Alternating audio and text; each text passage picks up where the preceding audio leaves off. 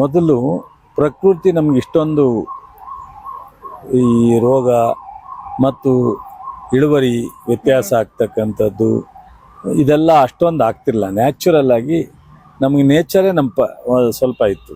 ಈಗ ಏನಾಗ್ತಾ ಇದೆ, ರೋಗಗಳು ಹೆಚ್ಚಿಗೆ ಬರ್ತಾ ಇದೆ. ಸೊ ಒಂದೇ ಹೊಲದಲ್ಲಿ 4-5 ಬೆಳೆ ಬೆಳೆದ್ರೆ ಅದೇ ಬೆಳೆ ಕಬ್ಬನ್ನೇ ಪ್ರತಿ ವರ್ಷ ಕಬ್ಬು ಹಾಕ್ತಿದ್ರೆ ಇಳುವರಿ ಕಡಿಮೆ ಆಗುತ್ತೆ. ಮತ್ತು ಆ ಕಬ್ಬನ್ನ ಯಾವ ರೀತಿ ನಾಟಿ ಮಾಡಬೇಕು ಅನ್ನೋದನ್ನು ಸಹ ನಾವು ತಂತ್ರಜ್ಞಾನವನ್ನ ಉಪಯೋಗಿಸ್ಬೇಕಾಗತ್ತೆ. ಸೊ ಹತ್ತತ್ರಕ್ಕೆ ಕಬ್ಬನ್ನ ನಾಟಿ ಮಾಡಿದ್ರೆ ಇಳುವರಿ ಕಡಿಮೆ ಆಗುತ್ತೆ.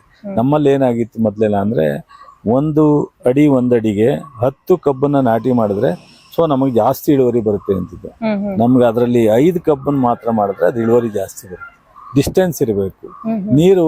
ನೀರು ಒಳಗಡೆನೆ ಮುಳುಗಿದ್ರೆ ನಮಗೆ ಕಬ್ಬು ಭತ್ತ ಚೆನ್ನಾಗಿರುತ್ತೆ ಅಂತೀವಿ. ನೀರು ತ್ಯಾವ ಮಾತ್ರ ಇರಬೇಕು, ನೀರು ಹೆಚ್ಚಿಗೆ ಇರಬಾರ್ದು. ಅದು ಇಳುವರಿ ನಮ್ಗೆ ವ್ಯತ್ಯಾಸ ಆಗುತ್ತೆ.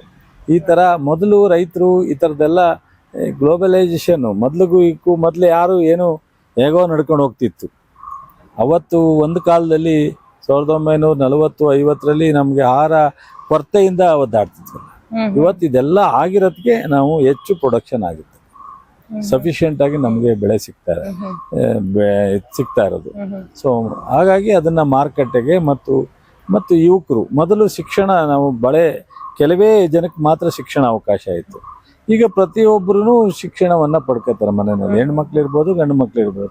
100ಕ್ಕೆ 100 ಬಡವರು ಎಲ್ಲೋ ಕೆಲವೇ ವಂಚಿತರಾಗ್ತಕ್ಕಂಥದ್ದು ಶಿಕ್ಷಣದಿಂದ. ಅವ್ರ ಶಿಕ್ಷಣ ಪಡೆದವರೆಲ್ಲ ನೀವು ಕೆಲ್ಸಕ್ಕೆ ಹೋಗ್ಬೇಕು ಅಂದ್ರೆ ಎಲ್ಲಿಂದ ಸಿಗ್ತದೆ?